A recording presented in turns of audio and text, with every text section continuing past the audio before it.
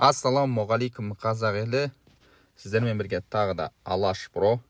Бұл тапсырыста уже 10 күндей жұмыс жасап тастаған процессті көрсетіп жатырмын. Бұл тұрғын үй кешен, болашақ тұрғын үй кешені Алматы қаласында. Бұнда уже 30 штук осында прияма жасалынды, және де бұны әкеліп цехта жасап әкелдік. И уже установкасын бастадық. Және көрсеткен жерінде тоже бір скатты жарты арочный навес жасалынады.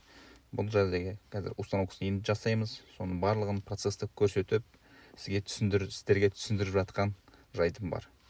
Бұнда 20-да 40, ал 40-та 40 деген профильный трубалармен жасалынды. Не осындай поликарбонатпен жабылады деп, бұл образецке көрсетіп қойған жайтым бар, ағайындар. Енді тұрғын үй кешен енді бірінші рет алып отырмыз. Именно осы навес жөнінде. Бұл Кенжеханның артында жасалынған үлкен тұрғын үй кешен. Соны полностью біз алдық. Именно паркингін, жаңағы подвалға кіретін жерлерін барлығын біз алдық.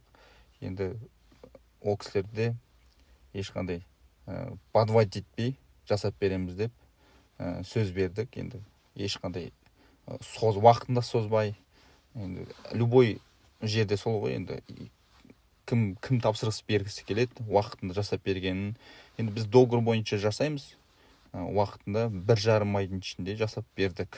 Бұнда уже процесс уже жартылай арочный навестің жасап, уже алып келіп, қазір установкасын жасаймыз.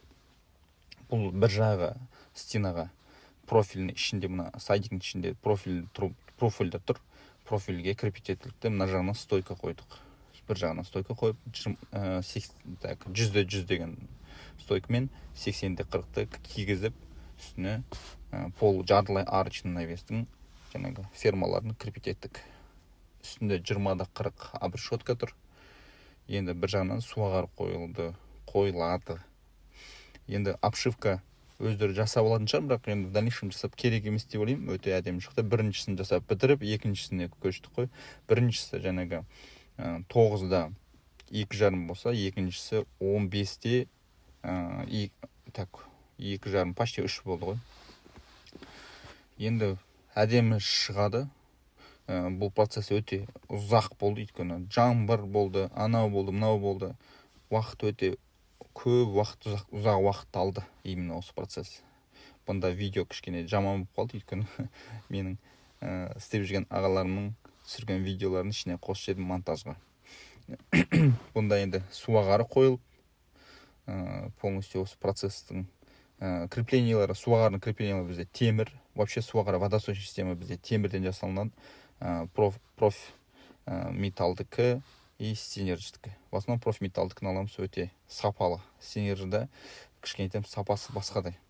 Сондықтан профметал барлықтарыңызға соны ұсынам. Өйткені өте жақсы. Ішіне суда лотоккада толып ақпайды. Мысалы жартылай домалақ суағарлар бар ғой, онда басқадай да процесстер. Бұнда сразу жерде пленкалары киіліп келеді. Бітір жаңағы установка жасаған кезде осы пленкасын снимать етіп, установкасын жасаймыз. Трубасы да өте сапалы, темірде қатты, жұмсақта емес. Обычно негізі 3 жылдан асты ғой, именно біздің навестер осы профиль металдың суағары, водосточный системасы қолданылады. Енді мына процесс уже жаңағы поликарбонат бұрау процесі басталып отыр. Өйткені поликарбонатты бұрап, вообще былай үлкен навестерде негізі барлығын металл конструкциясын барлығын бітіріп тастап, сосын барып поликарбонат бұраған дұрыс. Өйткені ең біткен процесс осы ғой негізі. Любой металлоконструкцияны жасап болғаннан кейін покраскасын жасап барып только поликарбонат бұралынады.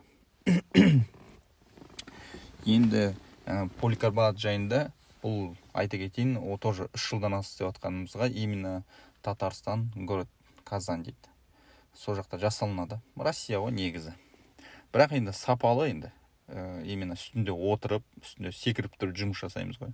Мұнда уже жаңағы подвальный помещениялардың беттерін жауып, бұл айтпақшы видеода көрсетілген, ашылып жабылады, өте қолайлы. Ертең коммерческий нелерге, адамдарға алып, және ашып, ішін тазалап, қайтын жауып алуға болады, ішінен құлып салып алуға болады деген мүмкіншіліктер бар любой бір кәсіпкерге. Сондықтан сол жағынан да қарап жасадық. Мұнда уже жаңағы профильға бекітетін жағын көрсетіп отырмын. 60 сантиметр сайын бекітілген. Біздікі 1,20-1,20-дан ба солай болды, получается. Мына процесс уже үлкен навестің, бұл тоже жартылай арочный навес. Бұның размері 7,5 метр болды. Астыңғы трубасы 60-40-тан жасадық, үстіңгі трубасы тоже 60-40, ортасындағы 40-40 профильный трубамен жасалынды. Бұл монтаж енді бірлес қанағы бірінші реттен сразу жасалмадыр, көбірек айтпаймын. Барлық процесс өзіміз жасағандықтан, мен өзім жасағандықтан, өзімнің ұжымым жасағандықтан, мен барлығын дұрыстап айтып отырған жайтым бар. Мұнда уже жартысын краскілеп, жартысын сол жақта краскілейміз деп шештік. Уже тиеп процессті апаруға әрекет жасап жатырмыз. Мұнда уже сол паркингтің бетіне жасалынатын навес размері 21-де 7,5 деген размер шықты. Екі жағынан стойка қоямыз. 100-100 деген труба. Размері 2-де 8, 60-та 40. Мына жағын в основном негізі бетонға барлығын арматурамен отырғызып, полностью енді үстінен бұлар обшивка жасайды по-любому. Сондықтан арматура отырғыза беріңіздер деп бізге жаңағы не берді. А так негізі анкерныймен, пластинамен отырғызып, анкерный отырғызған тоже абзал болады. Енді әдемі шығады дегенім ғой. Сондықтан бұл барлығы беті жабылады, бұлай жасай беріңіздер деп бізге айтты. Енді мұнда стойка, 7 стойка қойылды. 100-100 деген стойкалар. Упорлары. Так, үстінде 80-де 40 деген қойылды. Екі орталары 3 метр 30-40 сантиметрдей болды. 3 метр 40 сантиметр примерно солай болды. Екі орталар. Мұнда уже манипулятор шақырып, ферманы қою процесі басталды. В основном негізі ферма, если ферма жасайтын болсаңыздар, ара қашықтық санайсыздар. 6 метр болса, жаңа 40-40-тан жасай беріңізге болады. Бірақ 6 метрден көп болса, уже 60-40 деген профильный трубамен жасаймыз. Мен жасаймын, басқаларды білмеймін, мен жасай береді ғой кейбірлер. Бірақ ол нагрузка шыдамайды. Сондықтан біз рисковать етпейміз. Сондықтан 60-40 деген профильный трубамен жасап, ферманы жасадық.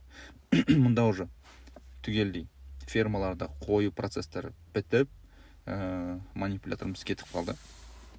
Уже обрешетка қою процесі басталып, уже поликарбонатты бұру процесі басталып кетті.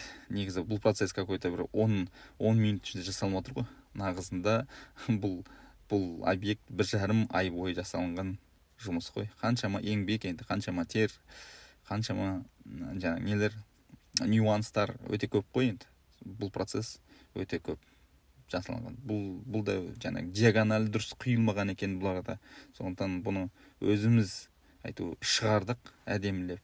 Бұл әдем шықты енді былайна жағынан.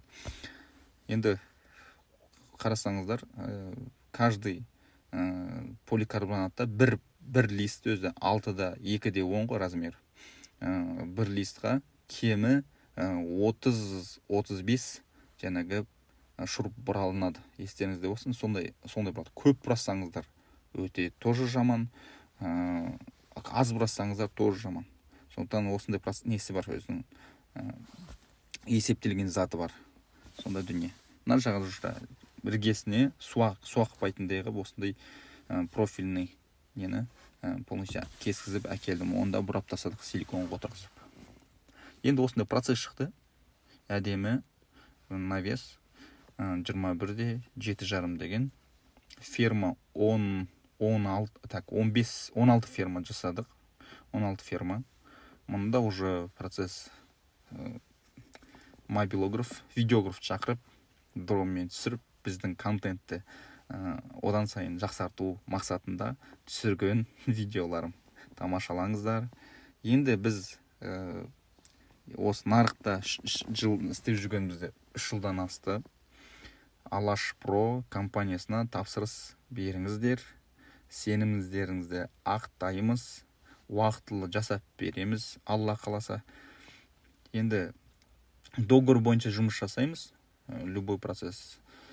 Біздің дайректке жазып, біздің номерімізге WhatsApp-қа жазып, бағаларды сұрауыңызға болады. Бағасына келісіп атсаңыздар, иншалла келіп, замер жасап, уже арғай жұмыс жасайтын боламыз. Барлықтарыңызға ассаламу алейкум, аман болыңыздар.